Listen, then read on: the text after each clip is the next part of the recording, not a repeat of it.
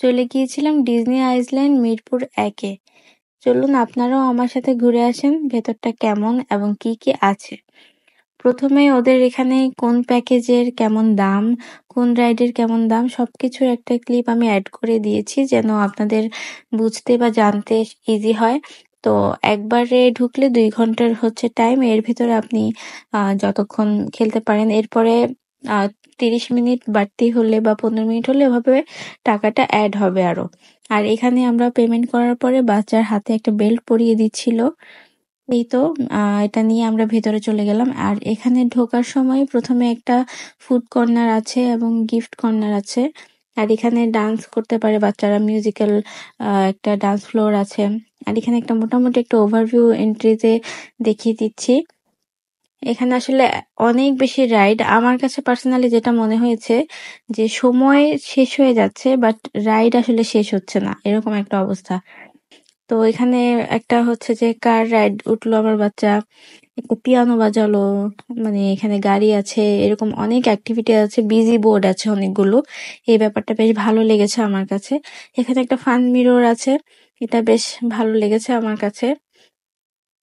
আর এই মিররের পাশেও আরো অনেক অ্যাক্টিভিটি আছে, মানে অনেক রকমের হচ্ছে যে বিজি বোর্ড আছে এখানে। আর এই যে আমি এখানে হাই, আর এখানে হচ্ছে আমার বাচ্চা হচ্ছে এটা বেশ এনজয় করেছে।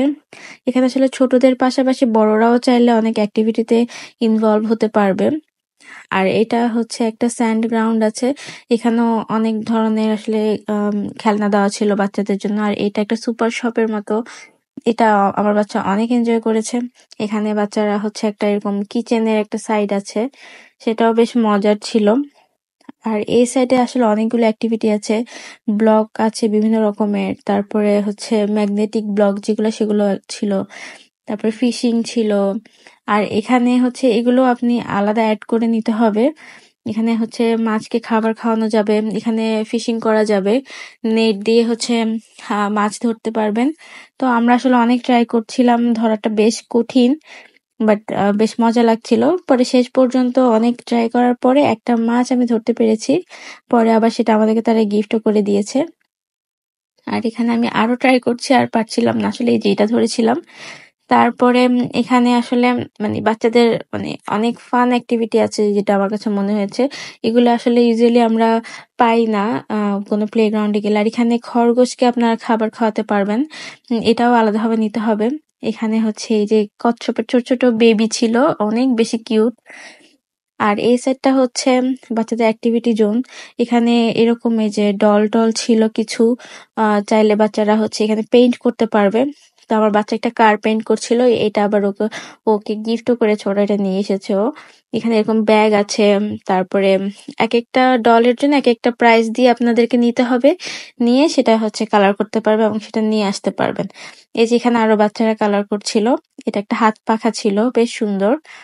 আর এখানেও একটা কিছু একটা ছিল আসলে বুঝতে পারবে বাচ্চারা এই ধরনের। আর এখানে VR গেম ছিল, এটা হচ্ছে আমার হাজবেন্ড আসলে প্লে করছিল এন্ড বেশ মজা ছিল জিনিসটা।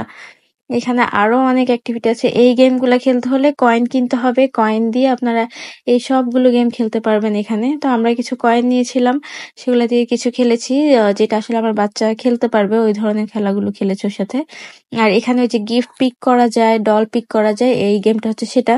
তো এটা আসলে আমার কাছে মনে হয় লস প্রজেক্ট এটা আসলে খুব কম মানুষ উঠাতে পারে।